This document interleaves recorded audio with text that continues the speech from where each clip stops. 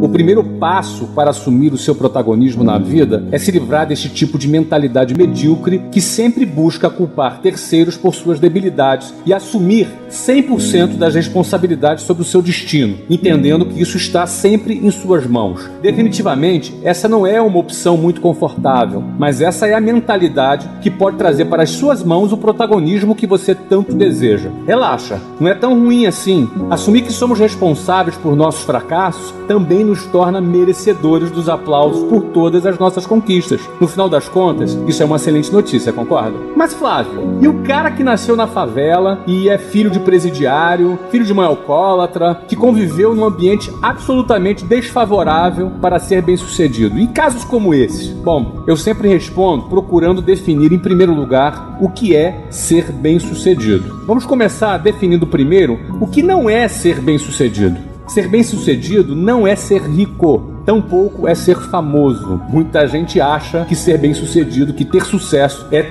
ser rico ou ser famoso, mas não é. A propósito, tem muito rico e famoso por aí que depende de, infelizmente, injetar substâncias químicas legais e ilegais para conseguirem se levantar da cama todos os dias pela manhã, para representar aquele personagem que assumiram lá na sociedade. Vagam pela vida perdidos e sem propósito existencial. Isso é muito triste. Ser bem-sucedido é muito mais do que isso. É cumprir a sua missão. Mas afinal, o que é uma missão de vida? É a causa que você escolheu dedicar a sua curta existência nesse planeta. Não estamos falando de um emprego ou uma profissão. Isso é o que o sistema educacional limitadíssimo tentou lhe incutir na cabeça por décadas. Eu estou falando de algo muito maior. Quando você tem uma missão de vida, invariavelmente vai se dedicar com muito mais foco, amor e dedicação a esta missão escolhida. Isso lhe dará total sentido em todas as suas manhãs, o que lhe motivará a entender o seu lugar neste mundo, compreendendo que você existe para algo muito mais significativo do que simplesmente trabalhar 44 horas por semana para pagar suas continhas todos os meses. Trabalhando dessa forma e com este entusiasmo, você pode até eventualmente se tornar alguém bem remunerado e até ficar rico. Por outro lado, se a sua missão de vida for trabalhar numa missão humanitária, por exemplo, provavelmente não ganhará muito dinheiro, mas será feliz e bem-sucedido ao chegar no final da sua vida, com muito significado. Isso sim é ser bem-sucedido. Chegar no final da sua vida e poder dizer com convicção: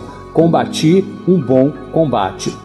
Agora, voltando à pergunta sobre os que foram criados em ambientes favoráveis, filho de presidiários, etc. Essa é a descrição exata da vida de um cara que eu respeito e gosto muito, que é o Eduardo Lira, fundador do projeto Gerando Falcões, considerado pelo Banco Mundial um dos jovens mais influentes do Brasil. Ele tem apenas 26 anos de idade e brilha nos palcos das escolas públicas, empresas e casas dos maiores ricaços brasileiros, com palestras falando sobre o seu trabalho social que atinge mais de 200 mil jovens da periferia de São Paulo. O que ele faz na casa dos ricaços? A convite deles, ele leva para as novas gerações dessas famílias privilegiadas um pouco da realidade da periferia, para enriquecer o seu conhecimento sobre a sua visão de mundo e a realidade vivida por muitas famílias brasileiras. Por outro lado, lá na periferia, ele mostra que é possível sonhar e conquistar o que quiser, sem nutrir aquele ódio alimentado pelos deterministas e oportunistas pelos mais ricos. Sua frase preferida, dita por sua mãe, é: não importa de onde você veio, mas sim para onde você vai. Bem, essa é aquela hora que você já deve estar pensando assim: mas Flávio,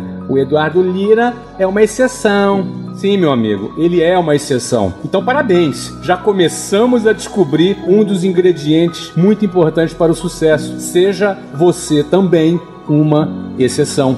Em vez de ficar questionando o inquestionável, por que não analisar o padrão mental do Eduardo Lira? Como ele se comporta, quais são os seus hábitos e como foi para ele ter tido a coragem necessária para dizer não para todas as propostas indecentes que recebeu ao longo da vida. Eduardo frequentemente disse que para atingir o sucesso na periferia é preciso ter a coragem de dizer não. Não para as propostas do mal e enfrentar a pobreza de frente e com dignidade a fim de vencê-la, em vez de ficar se achando um coitado e sucumbir no mar da miséria, do vitimismo, da criminalidade e do determinismo social. Sim, eu sei muito bem, infelizmente tem muita gente excluída em nossa sociedade, mas a maior exclusão de toda não é a exclusão social e econômica. A maior de todas as exclusões é a exclusão da própria identidade, por desconhecer o tamanho de nossas potencialidades. Pessoas que desconhecem o seu valor, o seu potencial e o quanto são capazes de virar o jogo se deixarem de lado o coitadismo, o vitimismo que tanto destrói o protagonismo de nossos jovens Brasil afora. Fazer as pazes com a sua identidade requer educação, mas eu não estou me referindo àquela educação tradicional de biologia, português e matemática dado pelas salas de aulas precárias pelas escolas públicas espalhadas pelo país. Eu falo de uma educação com bem mais profundidade, aquela educação que resgata o indivíduo do fundo do poço e o reconcilia com a sua própria essência, dando autoestima, autoconfiança, dignidade e amor próprio necessários para estar de pé, para cumprir a sua missão de vida com louvor. É disso que eu estou falando.